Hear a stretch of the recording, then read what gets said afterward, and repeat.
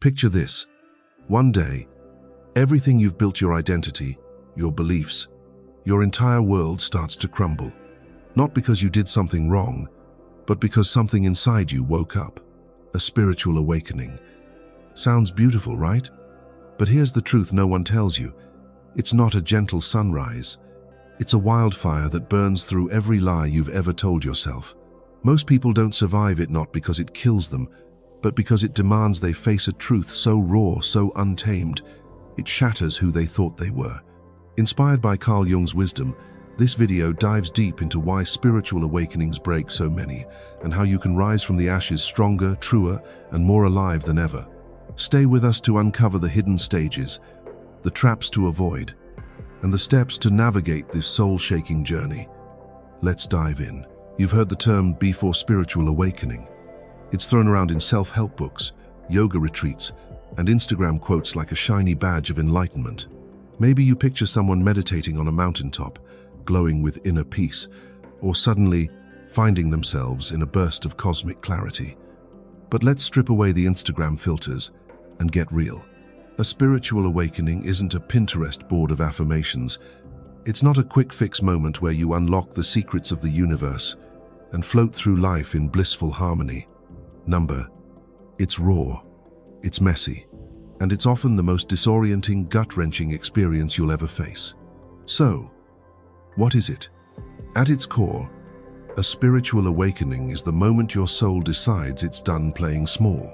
It's when the life you've carefully constructed, your job, your relationships, your beliefs, the person you show to the world, starts to feel like a costume that no longer fits.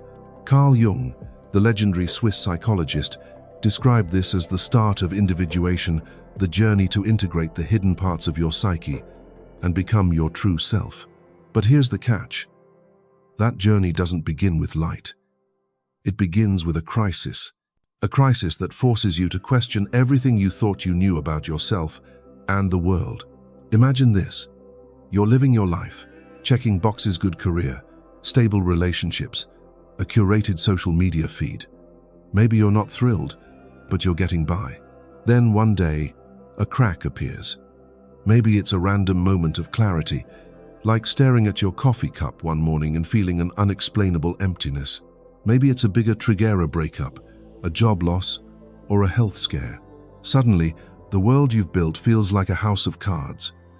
The goals you chased, the people you pleased, the beliefs you clung to, they all start to feel hollow.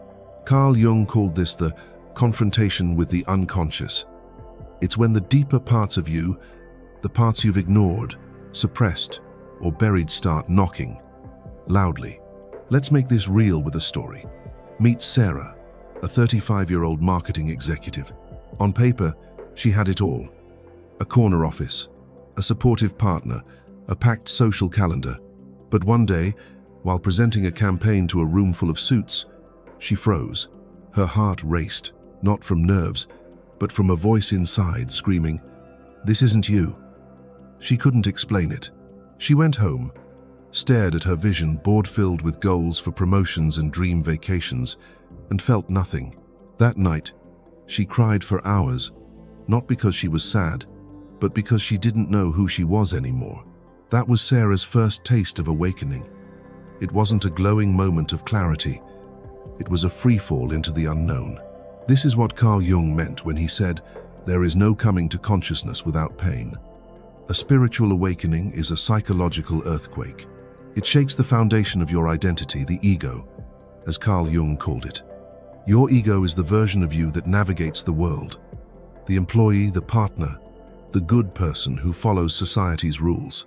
But when you awaken, that ego starts to crack.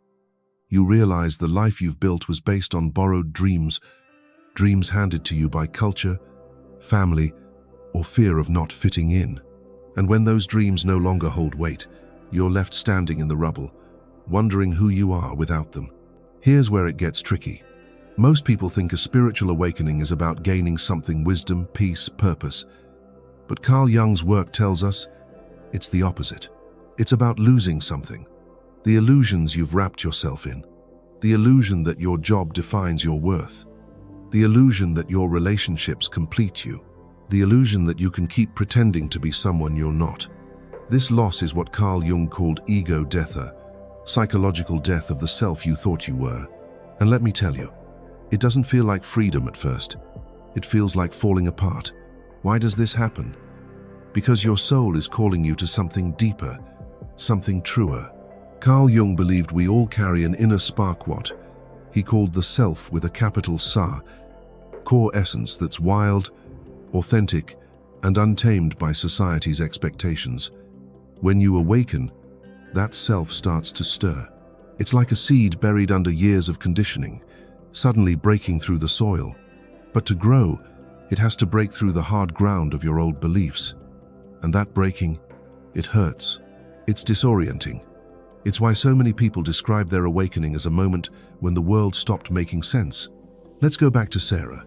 After that night of crying, she started noticing things. The corporate jargon she used to sling so effortlessly now felt like a foreign language. The friends she used to gossip with over wine suddenly seemed distant, not because they changed, but because she was changing. She started questioning everything.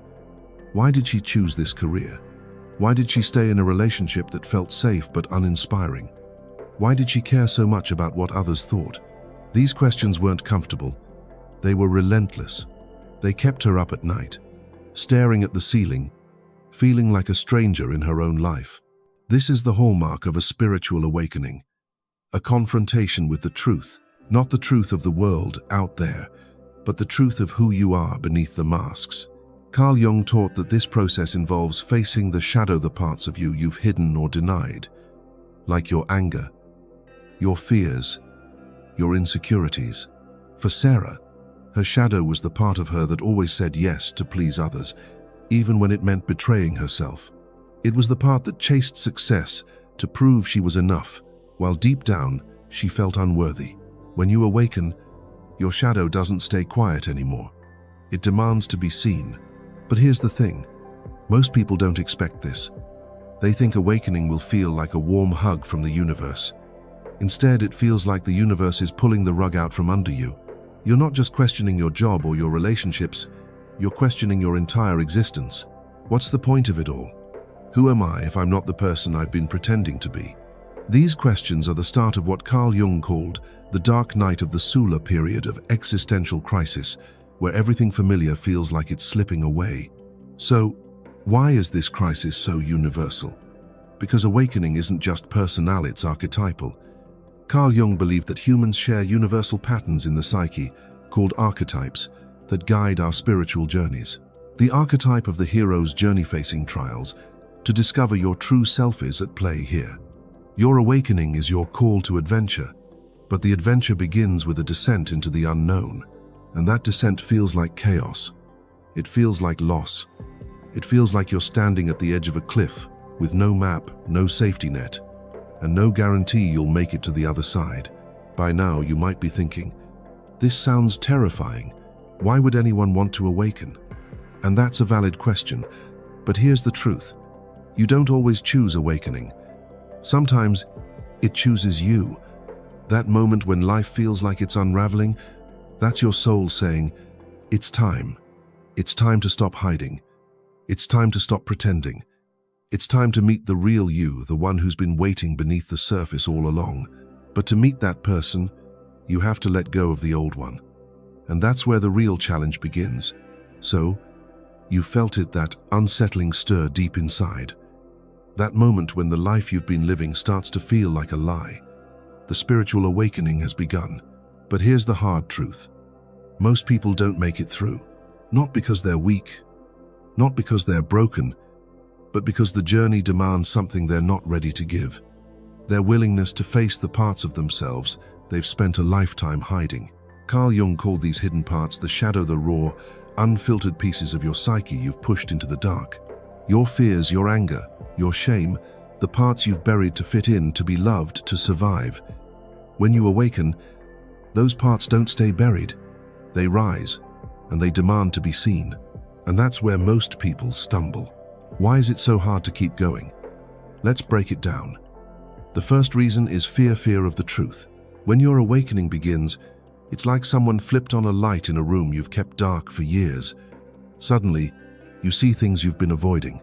Maybe it's the realization that your career, the one you've poured years into, is draining your soul. Maybe it's the truth that the relationship you've clung to for security is holding you back from who you're meant to be. Or maybe it's the deeper, scarier truth that you've been living for other people's approval, not your own truth. This kind of clarity isn't comforting, it's terrifying. It's like staring into a mirror and seeing a stranger, and for most people that's too much. So they turn back. They choose the familiar comfort of the life they know, even if it's unfulfilling, because the unknown feels like a void they can't survive. Let's ground this in a story. Meet Alex, a 42-year-old father of two. Alex was the guy everyone admired. Successful lawyer, beautiful family, big house in the suburbs. But one night, after a heated argument with his wife, something shifted. He wasn't angry at her, he was angry at himself. For years, he'd been playing the role of the perfect provider, swallowing his dreams of writing music because it wasn't practical. That night, he couldn't sleep. The questions kept coming. Why am I doing this? Who am I doing it for? The next day, he tried to push it down, to go back to normal. He threw himself into work, scrolled through social media, poured a glass of whiskey, anything to numb that nagging voice. But it wouldn't stop. That was Alex's awakening knocking. And like most people, his first instinct was to run. This brings us to the second reason people don't survive their awakening. They refuse to face their shadow.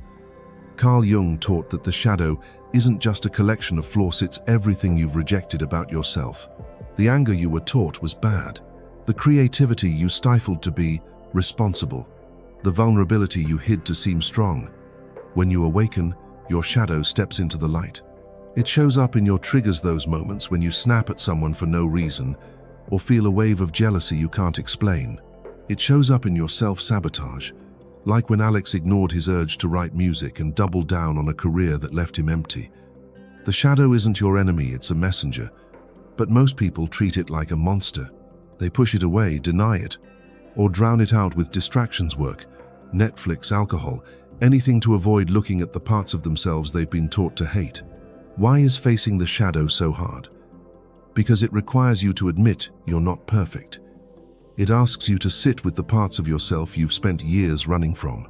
For Alex, his shadow was the part of him that felt like a failure for not pursuing his passion.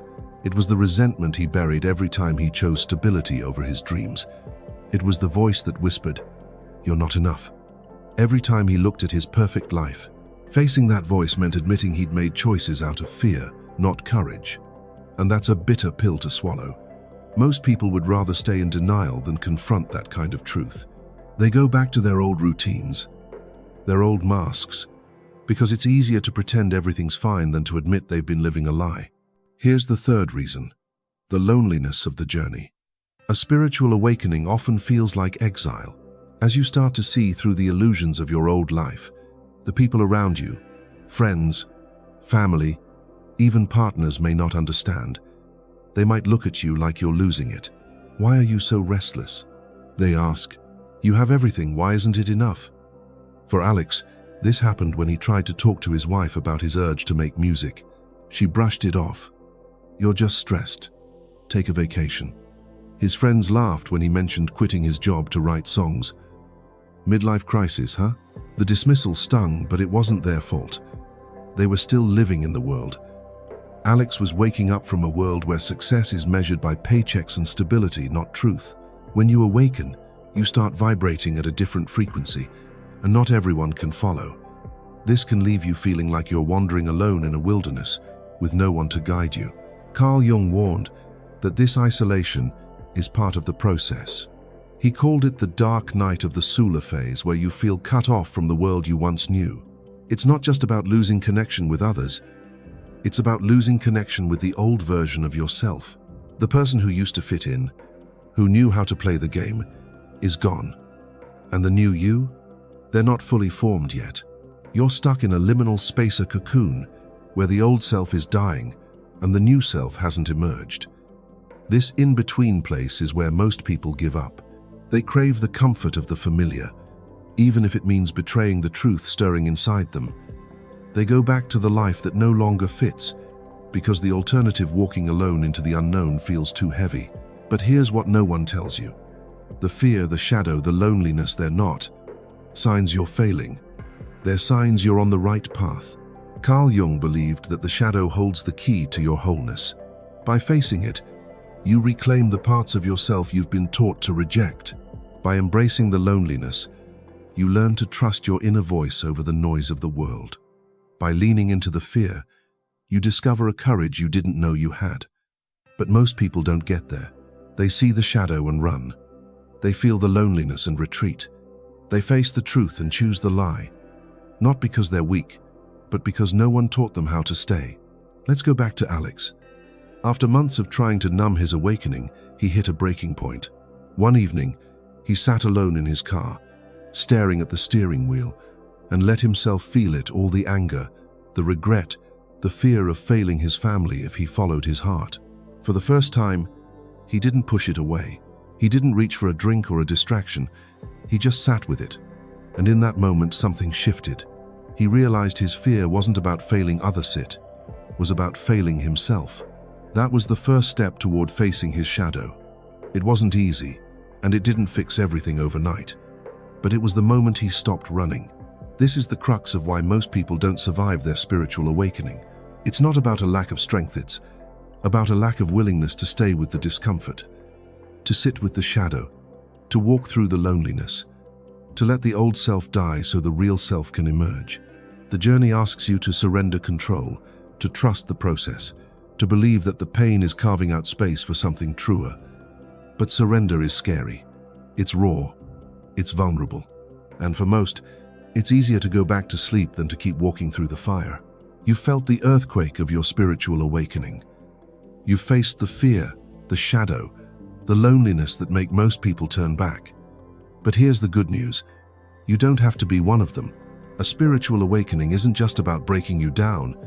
It's about breaking you open, making space for a truer, more authentic version of yourself to emerge.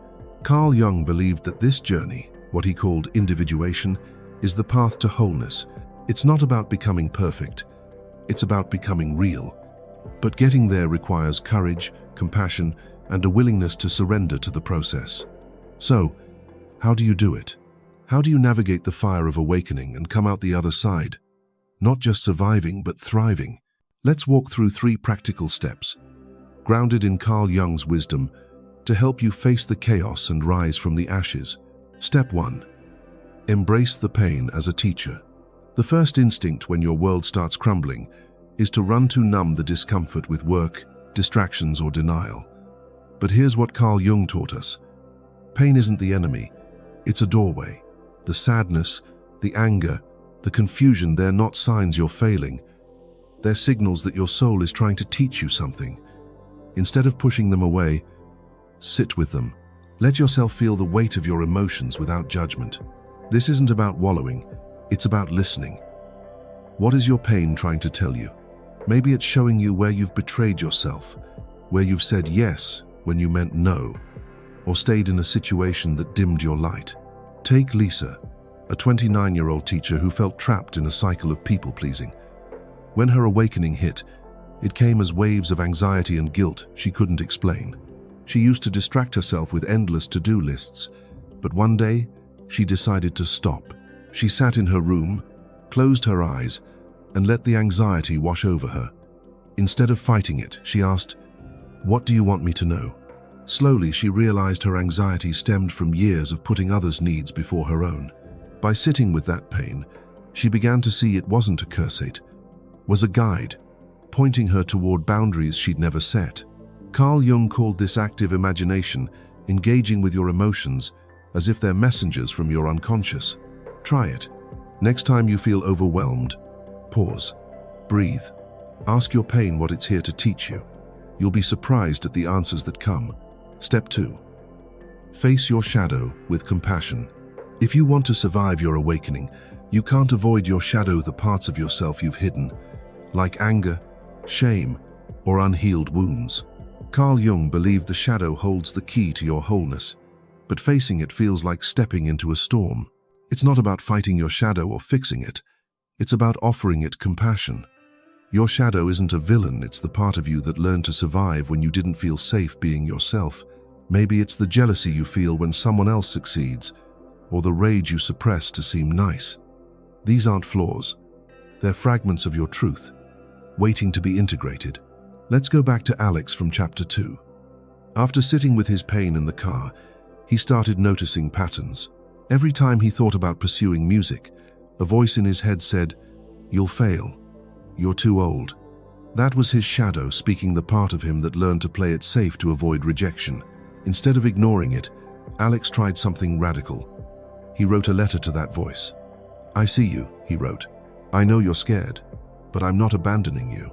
By acknowledging his fear without judgment, he began to soften. The shadow didn't disappear, but it stopped controlling him. Carl Jung called this shadow work, integrating the parts of yourself you've rejected.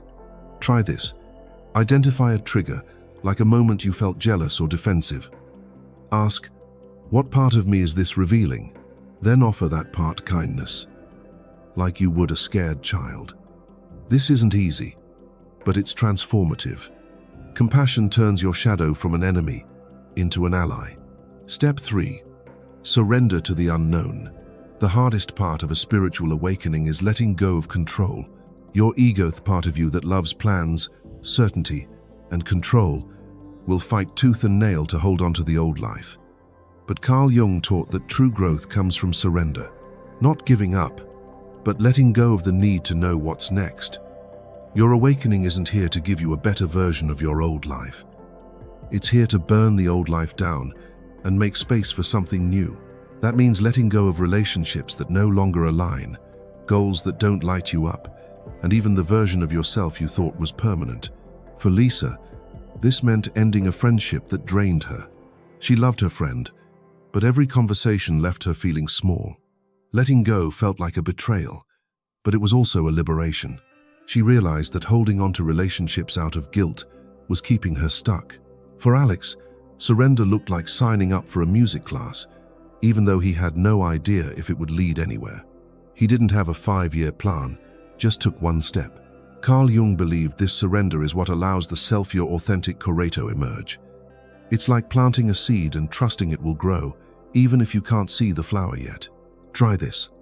Pick one thing you're clinging to: a job, a relationship, an idea of who you should be. Ask yourself, what if I let this go? Then take one small step toward release, even if it's just admitting you're ready to move on. Here's the beauty of these steps. They don't promise a quick fix. They don't guarantee you'll wake up tomorrow feeling enlightened. What they do offer is a path through the chaos, a way to move through the fire without getting burned. Carl Jung believed that surviving your awakening means learning to live with uncertainty, to trust your inner voice, and to embrace the messiness of being human. It's not about reaching a destination, it's about walking the path with honesty. Let's circle back to Lisa and Alex. For Lisa, embracing her pain led to setting boundaries that gave her back her energy. Facing her shadow helped her forgive herself for years of self-neglect. And surrendering meant choosing herself over others' expectations, even when it hurt. For Alex, sitting with his pain opened the door to his passion for music. Facing his shadow gave him the courage to try, despite the fear of failure. And surrendering meant trusting that his path didn't need to make sense to anyone else. Neither of them became perfect, but they became real. They became alive in a way they hadn't been before. This is what surviving your spiritual awakening looks like. It's not a glowing Instagram post or a mountaintop epiphany.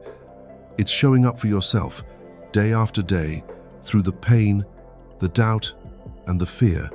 It's choosing truth over comfort, even when it's messy.